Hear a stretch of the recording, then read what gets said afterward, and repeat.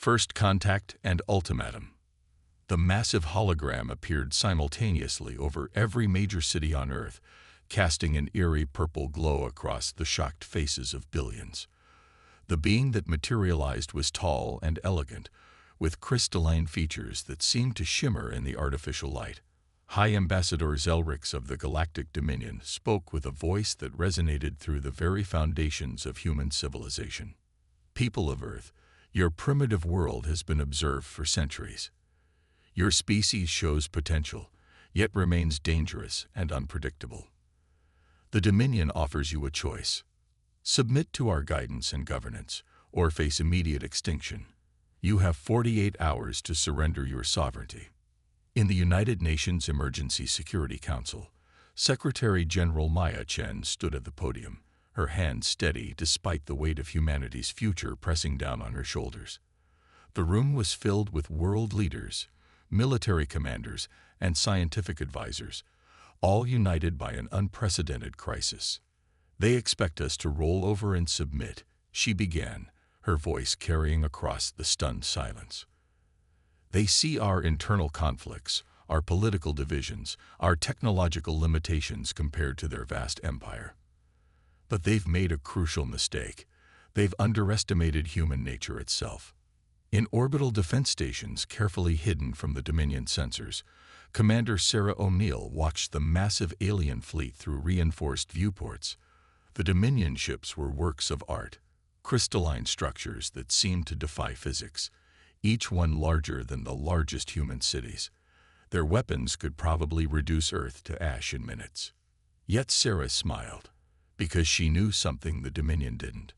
For decades, humanity had been preparing, not for the Dominion specifically, but for this moment. First contact with a potentially hostile alien civilization. Hidden beneath the Antarctic ice, buried in the Mariana Trench, and concealed in underground facilities across the globe, Earth's greatest minds had been working on Project Phoenix. Dr. James Chen, Maya's brother and lead scientist of Project Phoenix, stood before the assembled leaders. For 30 years, we've been reverse engineering fragments of alien technology from crashed scout ships. We've made breakthroughs in quantum mechanics that the Dominion believes impossible for our primitive species. Most importantly, we've developed countermeasures specifically designed to exploit the weaknesses in crystalline-based technology. The next 48 hours were a carefully choreographed dance of apparent panic and disorganization. News channels broadcast footage of riots and chaos. Military units appeared to scramble in disarray. Social media was flooded with calls for immediate surrender. The Dominion observers watched with smug satisfaction as humanity seemed to crumble under pressure. But beneath the surface, a different story was unfolding. In hidden facilities around the world, quantum computers came online. Specialized weapons were distributed to strategic locations. And most importantly, the quantum entanglement network, humanity's secret communication system, hummed with coordinated activity. As the deadline approached, High Ambassador Zelrix received thousands of messages from Earth's governments, each one more desperate than the last, begging for more time or clarification. The Dominion leadership was convinced that humanity would submit, just as countless other species had before them. They never suspected that every message contained encoded quantum signatures, mapping the crystalline structure of their fleet's command and control systems. They never imagined that humanity's apparent desperation was actually a careful analysis of their weaknesses. And they certainly never dreamed that Earth's primitive species had already developed weapons that could target those weaknesses with devastating precision. When the deadline arrived, Secretary General Chen stood before the world once again. But this time, there was no fear in her eyes. Instead, there was a fierce determination that would soon become legendary across the galaxy. People of Earth, for 48 hours we have faced an ultimatum from those who would claim dominion over us. They demand our submission. They threaten our extinction. To them, we are merely primitives to be conquered or eliminated. She paused, a slight smile playing at the corners of her mouth. It's time to show them how dangerous primitives can be. The Dominion fleet commanders barely had time to register surprise when their seemingly impenetrable crystalline ships began to resonate at frequencies that should have been impossible for Earth's technology to generate. As their command systems shattered like glass, the last thing many of them saw was the activation of thousands of hidden defense platforms rising from Earth's oceans, deserts, and polar regions. The human response. High Ambassador Zelrix watched in disbelief as the first wave of Dominion ships began to fall. Their crystalline structures, once thought impervious to primitive weapons, were fracturing under precisely calibrated quantum resonance attacks. But what truly shook the ambassador's confidence wasn't the technological sophistication of Earth's defense. It was the laughter. Across every communication channel, on every frequency the Dominion monitored, humans were laughing. Not the nervous laughter of the doomed, but the confident chuckles of those who had just sprung a carefully laid trap. "Did you really think we wouldn't be prepared?" Dr. James Chen's voice cut through the chaos of battle, broadcasting directly into the Dominion command ship. "Humanity has been watching the skies for millennia, preparing for this moment. We've had crashed scout ships, Ambassador. We've been studying your technology while you thought we were merely savages gazing at the stars." In orbital defense stations around Earth, Commander O'Neill coordinated the defense with practiced precision. The quantum resonance weapons were only the first phase. As Dominion ships struggled to maintain structural integrity, swarms of autonomous drones emerged from hidden bases on the Moon, their quantum-entangled processors immune to Dominion jamming attempts. "Battle Group Alpha, target their command and control nodes," O'Neill ordered, her voice calm despite the massive space battle unfolding before her. "Battle Group Beta, begin the Firefly Protocol." The Firefly Protocol was perhaps humanity's most elegant defensive innovation. Thousands of microscopic drones, each carrying a quantum resonance generator, attached themselves to the crystalline hulls of Dominion ships. Like a virus spreading through a body, they began to propagate, replicating themselves using the very material of the ships they were destroying. In the UN Security Council chamber, Secretary General Chen watched the battle unfold through quantum-linked displays. "Send the message," she commanded, her voice firm with conviction. Across the galaxy, on every frequency and channel the Dominion used, humanity's response began to broadcast. It wasn't a message of surrender, or even a demand for the Dominion's withdrawal. Instead, it was a lesson, one that humanity had learned through millennia of conflict and cooperation. To the Galactic Dominion, and all who would threaten Earth, Maya Chen's voice resonated across space. "You see our divisions and think us weak. You watch our conflicts and think us savage. You observe our struggles and think us primitive. But you fail to understand a fundamental truth about humanity." On the displays, Dominion ships were retreating in disarray, their once mighty fleet reduced to confusion by weapons they had never anticipated facing. The Firefly drones continued their work, transforming the crystalline technology of the invaders into useless, fractured hulks. Humanity's greatest strength isn't our technology, though as you're learning, we're far more advanced than you assumed. It isn't our military might, though we've prepared defenses you never imagined. Our greatest strength is our diversity, our adaptability, and our absolute refusal to submit to tyranny.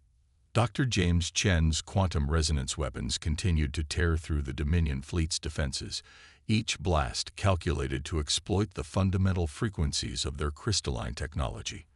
But more importantly, humanity's response was being recorded and transmitted across the galaxy, a clear message to any other civilizations that might consider Earth an easy target. "We are humanity," Maya continued, her voice carrying the weight of billions of souls. "We have fought ourselves for millennia, yes.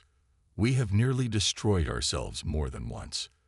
But in doing so, we have learned, we have grown, and we have prepared. When you threatened us with extinction, you united us in ways you cannot comprehend."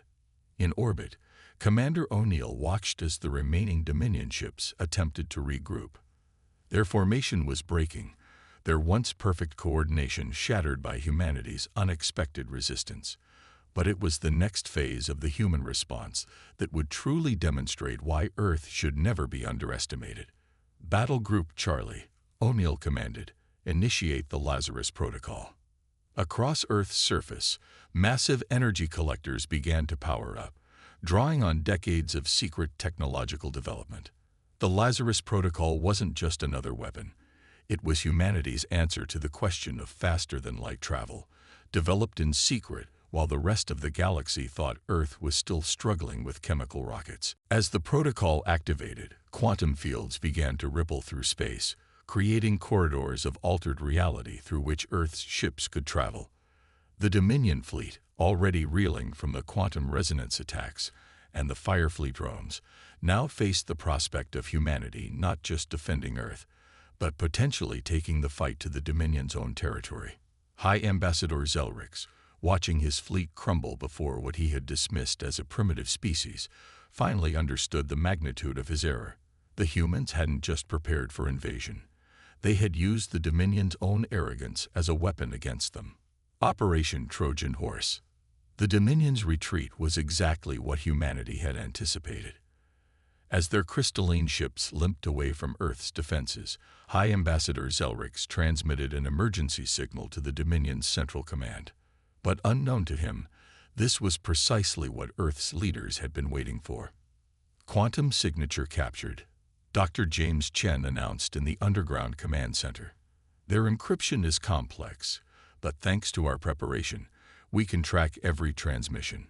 He turned to his sister with a knowing smile. They're calling for reinforcements, exactly as predicted. Secretary General Maya Chen nodded, her expression grave but determined. Initiate Operation Trojan Horse. Let's show them the true meaning of human ingenuity. The plan had been decades in the making. While the Dominion believed they were observing a primitive species, humanity had been carefully crafting a multilayered deception. The quantum resonance weapons and Firefly drones were impressive, but they were merely the visible part of Earth's defense strategy. The real weapon was information. Commander O'Neill's voice crackled through the quantum-encrypted channels. All stealth vessels, execute Phase 1 of Operation Trojan Horse. Remember, we're not just fighting a battle. We're rewriting the rules of engagement. Across the solar system, hidden ships activated their quantum drives. These vessels, smaller than anything the Dominion had encountered, were invisible to conventional sensors.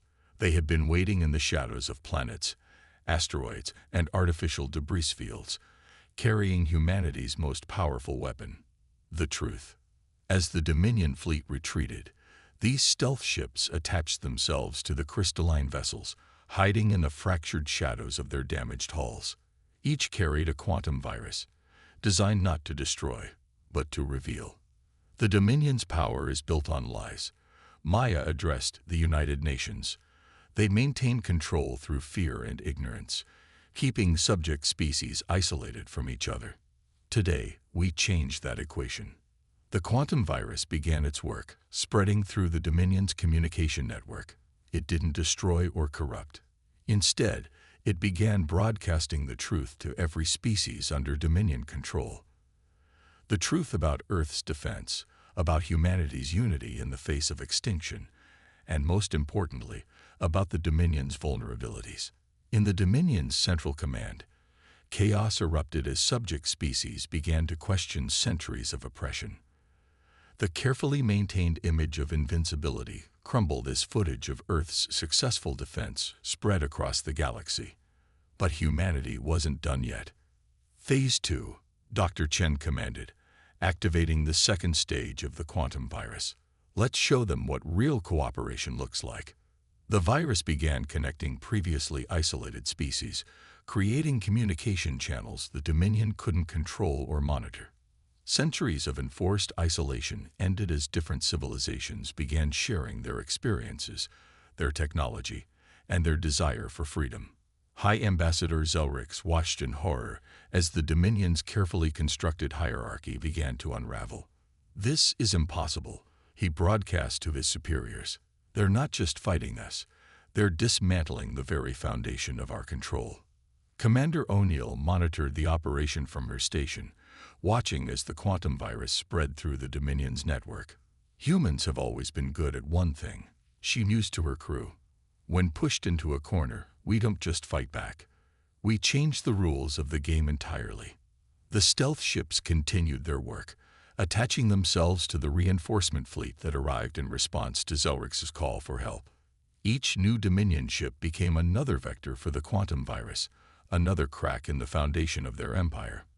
Dr. Chen's voice was triumphant as he reported to the Security Council. "The virus has reached the Dominion's central databases. Every secret, every suppressed technology, every hidden weakness is now being broadcast across their entire empire." But the true masterstroke of Operation Trojan Horse wasn't just the release of information. It was the offer that came with it. As the Dominion's subject species learned the truth, they also received a message from Earth, an invitation to join a new kind of alliance, one based on cooperation rather than domination. Secretary General Chen stood before the world's cameras once again, but this time she was addressing not just humanity, but the entire galaxy. "To all species suffering under Dominion control, we offer you a choice. Not the false choice between submission and extinction, but a real choice. Join us in building something new. Let Earth be the catalyst for change you've been waiting for." The hidden strength. The Dominion's Central Command experienced something they hadn't faced in millennia: pure chaos. As their subject species began communicating freely for the first time, sharing technologies and strategies, the carefully maintained hierarchy of their empire began to collapse. But humanity's greatest revelation was yet to come. Deep beneath the Pacific Ocean, in a facility unknown even to most of Earth's leaders, Dr. James Chen activated the quantum core. The massive sphere of pure energy pulsed with possibilities, the culmination of humanity's greatest scientific achievement. "It's time," he transmitted to his sister. "Show them what humanity has really been working on, while they thought we were just learning to split atoms." Secretary General Maya Chen stood before the emergency session of the United Nations, her voice steady as she revealed humanity's final trump card. "For centuries, we've been told that faster-than-light travel was impossible without the Dominion's crystalline technology. We've been told that certain laws of physics were immutable. Today, we proved them wrong." The quantum core beneath the Pacific began to pulse faster, its energy reaching out through carefully placed resonators around the globe. As the Dominion's reinforcement fleet approached Earth, expecting to find a battered but still primitive planet, they instead witnessed something unprecedented. Space itself began to fold. Commander O'Neill watched from her station as the quantum core's effect spread across the solar system. "All ships, prepare for quantum space transition. Show them why humanity's greatest strength isn't our weapons, it's our ability to imagine the impossible." The quantum core wasn't just a power source or a weapon. It was humanity's solution to the fundamental laws of physics that had kept countless species under Dominion control.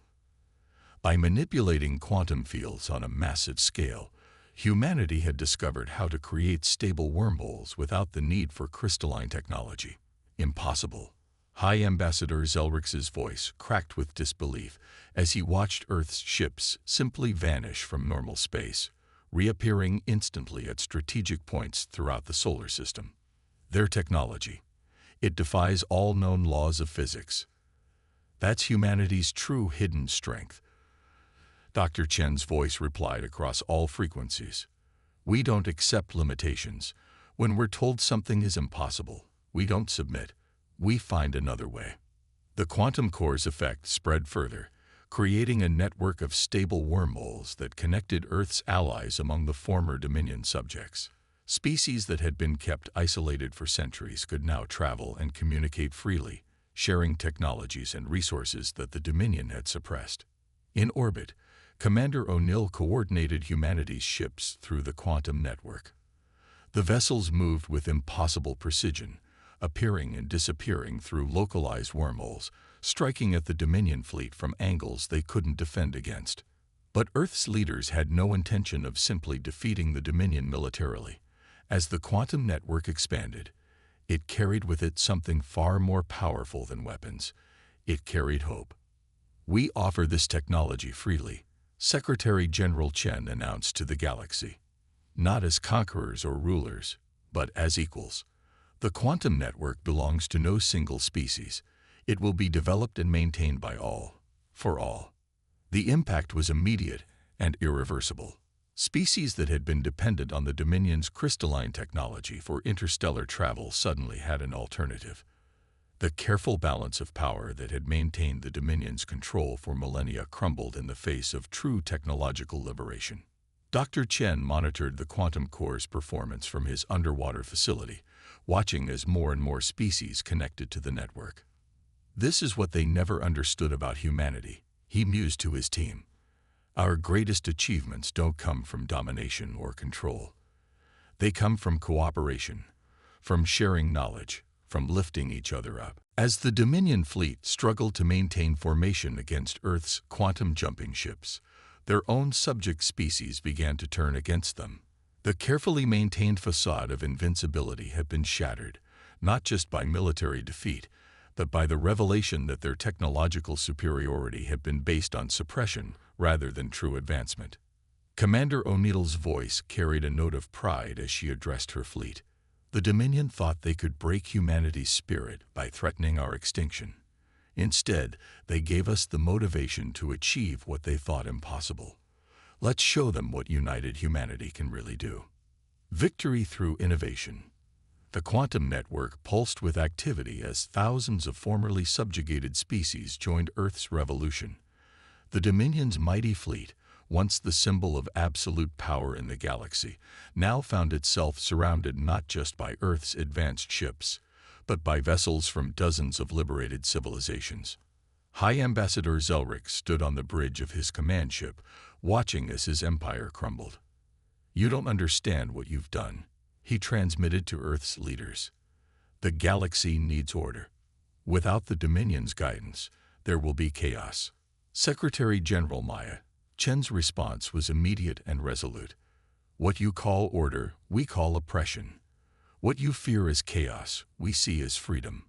But most importantly, what you view as primitive, we recognize as potential." The quantum core beneath the Pacific had reached full capacity, its network of wormholes now spanning the known galaxy. Dr. James Chen's team had succeeded beyond their wildest expectations, creating not just a new form of faster-than-light travel, but a foundation for genuine galactic cooperation. Commander O'Neill directed Earth's fleet with precision, coordinating with newly liberated alien ships through the quantum network. "All vessels, execute final protocol," she commanded. "Let's end this not with destruction, but with demonstration." The combined fleet moved in perfect synchronization, their quantum drives allowing them to appear and disappear across space in ways that defied the Dominion's tactical understanding. But they weren't attacking. They were surrounding the Dominion fleet in a display of unified strength. "Look around you," Dr. Chen broadcast to the Dominion ships. "Every species you suppressed, every civilization you stunted, every world you threatened, they're all here. Not as conquerors, not as dominators, but as equals united in the pursuit of true progress." The quantum network displayed its final and most powerful capability. As the Dominion fleet watched, unable to escape or retaliate, the network began sharing technological innovations from every connected species. Centuries of suppressed advancements, hidden discoveries, and revolutionary ideas flowed freely between civilizations. "This is humanity's true victory," Secretary General Chen announced. "Not the defeat of an empire, but the birth of something greater. We offer the Dominion one last choice. Join us as equals in this new age, or fade into history as a reminder of why suppression can never triumph over cooperation." In the following hours, Dominion ships began powering down their weapons. One by one, their crews made their choice, abandoning the crystalline technology that had kept them bound to the Empire's control. The quantum network welcomed them all, sharing Earth's innovations freely. High Ambassador Zelric, watching his fleet dissolve before him, finally understood the true meaning of power. It wasn't about control or submission. It was about the strength that comes from unity, innovation, and the freedom to pursue potential. Commander O'Neill stood on her bridge, observing the peaceful resolution with satisfaction. Humanity's greatest weapon was never our technology, she reflected. It was our ability to imagine a better future and our determination to make it reality. In the depths of the Pacific, Dr. Chen monitored the quantum core's table operation. The network had evolved beyond a mere transportation system. It had become the foundation for a new galactic society, one built on shared knowledge and mutual respect. Secretary General Maya Chen addressed the United Nations one final time, but her words were carried across the quantum network to every species in the galaxy. Today marks not just the end of the Dominion, but the beginning of a new era. Humanity stands ready to share our innovations, learn from others, and work together to explore the true potential of all species. The stars above Earth twinkled with new possibility. Humanity had faced extinction and emerged not just victorious, but transformative. They had proven that true strength lies not in the ability to dominate, but in the courage to cooperate, the wisdom to share, and the audacity to imagine a better way. As ships from countless civilizations gathered in Earth's orbit, their quantum drives humming in harmony, the galaxy witnessed the dawn of a new age. An age where no species would be called primitive, where no technology would be suppressed, and where the combined potential of all civilizations would reach for achievements yet unimagined. Humanity had not just survived. They had changed the very nature of galactic civilization itself. And in doing so, they had proven that the greatest victories come not from standing alone in defiance, but from standing together in unity. The end.